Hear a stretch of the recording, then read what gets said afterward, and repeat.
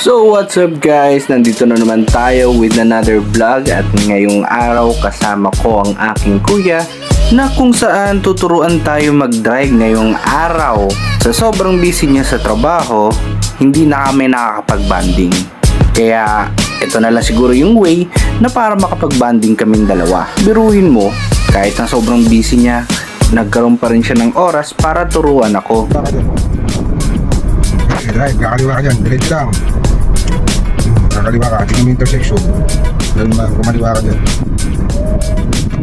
Seryosong seryoso. Sheesh! Okay. Tingin mo. Kanan ka dyan. Tingin mo, stop. Tingin mo, kaliwa kanan, kanan.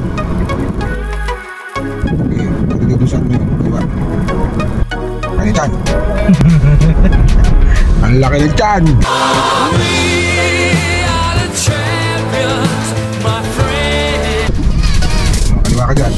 Kahit ganun pa man ang biruan namin ni kuya, sarap sa feeling dahil ngayon lang ulit kami nagkasama.